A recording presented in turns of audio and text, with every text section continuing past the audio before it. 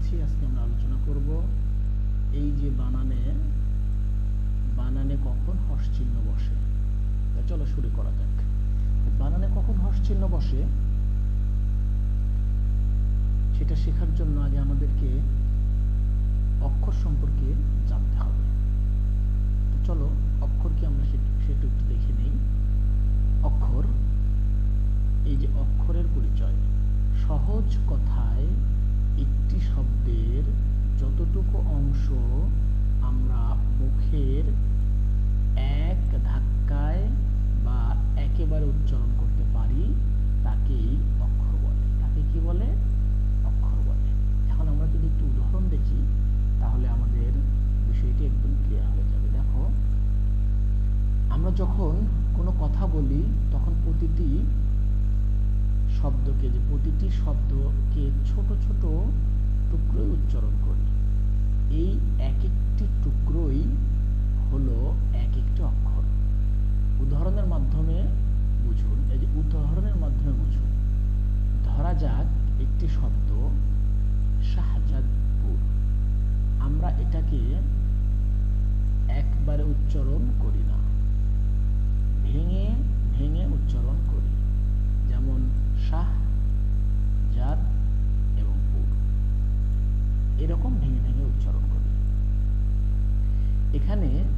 এখানে শাহ, জাদ এবং পুর এই তিনটি হলো আলাদা আলাদা অক্ষর, কিন্তু বর্ণ হিসাবে গুনলে এখানে 9টি বর্ণ।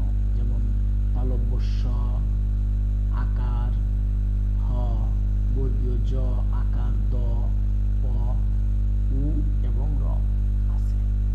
অর্থাৎ বর্ণ হলো লেখার বিষয়।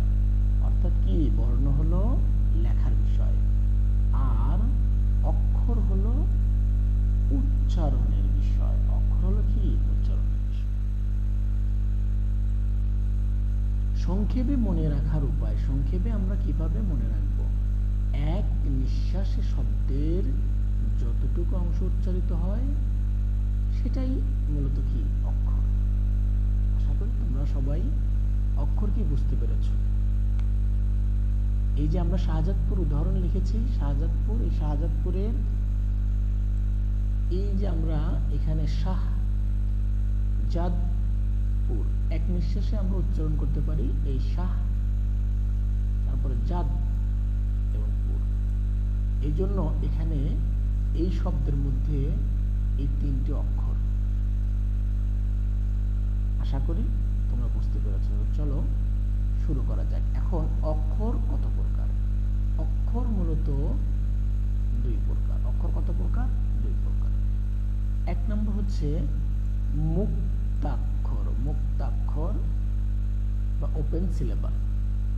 যে অক্ষরের শেষে কোনো স্বরধ্বনি থাকে এবং উচ্চারণটি টেনে লম্বা করা যায় তাকেই মুক্তাক্ষর বলে। যেমন শাহজাদপুর শব্দের এই যে শা আছে, এই শাটা কিন্তু আমরা টেনে যত দূর খুশি নিয়ে যেতে পারি। শা, এরকম এই অংশটি, এখানে আ ধ্বনিটি টেনে রাখা যায়। তাহলে এইরকম টেনে যে রাখাগুলো যায়,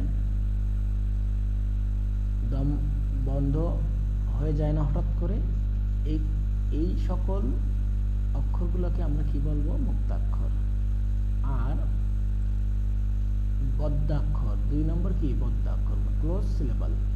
যে অক্ষরের শেষে ব্যঞ্জন ধ্বনি থাকে এবং উচ্চারণটি হুট করে আটকে যায়, টেনে নেওয়া যায় না। যেমন শাহ জাদপুর শব্দের শাহ, এরকম টেনে নেওয়া যাচ্ছে না। তারপরে জাদ, এই জাদ এরকম টানা যাচ্ছে না। এবং পুর এই অংশটিও এখানে কি?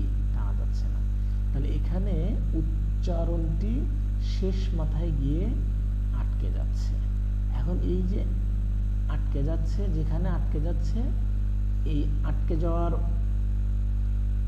পর্যন্ত যে যতটুকু আমরা উচ্চারণ করি সেটুকুই হচ্ছে বদ্যাক্ষর। যেমন এই যে শাহজাদপুর বানানের শাহ এটা হচ্ছে বদ্ধাক্ষর, জাদ এটা বদ্ধাক্ষর, পুর এটা বদ্ধাক্ষর।